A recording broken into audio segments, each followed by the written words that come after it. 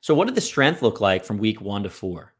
So initially, she was partial weight bearing. And again, this is because she was a cadaver graft. The surgeon was just being cautious. Okay. So we weren't able to do a bunch of standing exercises like squats and deadlifts and that type of thing.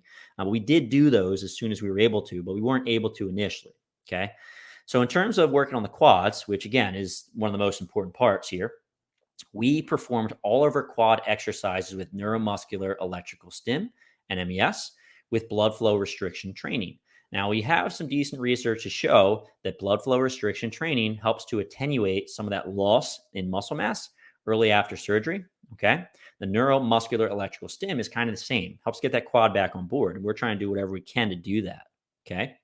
In terms of the exercises we chose, there's mostly quad sets, straight leg raise, long arc quads, and supine knee extension. Okay. And the set and rep range, because we're doing BFR, was 30, 15, 15, 15. But just keep in mind, we didn't start with those reps. We started with your generic 3 sets of 10-ish, just to make sure the patient tolerated the movements well. And once we know they can tolerate the movements well, then we increase the repetitions. So I've made the mistake in the past of going straight to 30, 15, 15, 15 and making my patients really, really sore, right? The other thing about BFR is that you have to be cautious in terms of the actual wound, right?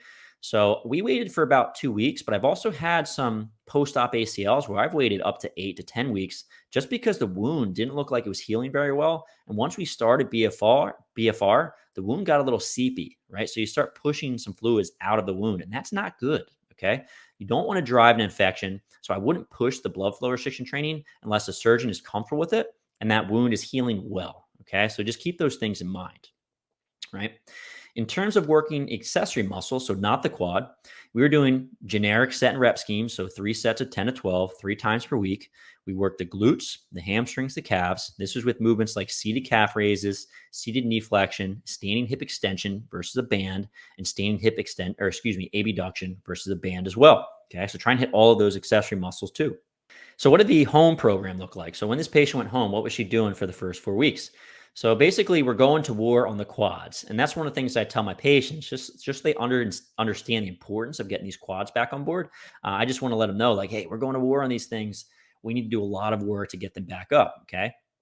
So I gave the guidelines of doing 2 sets of 15 to 25 repetitions of each movement, 2 to 3 times per day, adding lightweight as able. And we're doing movements like quad sets, straight leg raises, long arc quads, and supine knee extension. So we're just doing a lot of exercise to restore neuromuscular control.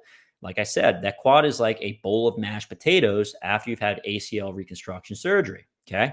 It's not that strong and the muscle doesn't fire well. And we're trying to get that muscle back on board. So a lot of repetitions is needed to restore the ability of that muscle to work well, okay? And that's what we prescribe. Okay.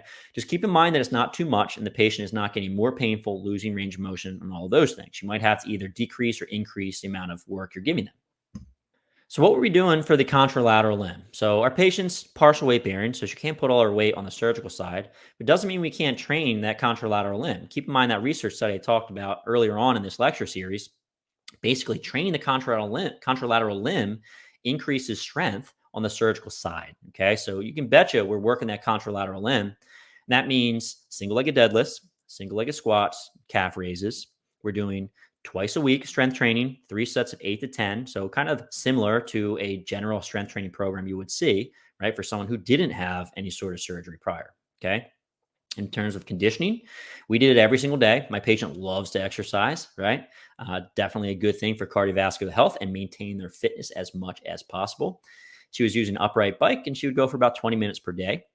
And she wasn't using much resistance initially, right? However, bike riding is not very much stress on the ACL graft, even if you start to increase the speed. So it's not something I'm super concerned about. But again, we're throwing a lot at this thing in the beginning. And you want to make sure that you're not throwing too much by saying, okay, do all these quad exercises, all these range of motion exercises, and then hit the bike hard, right? You might cause a lot of swelling, pain, discomfort. We just don't want that. So we have a maintenance dose of conditioning, and we can always increase that over the course of time. So here's what I want you to do next, guys. If you enjoyed this video so far, I have an entire course. It's free. It's called the Fitness Pain-Free Mini Course. And we go over 3 lessons. Going to help you take a lot of this information that we went over so far and put it into practice.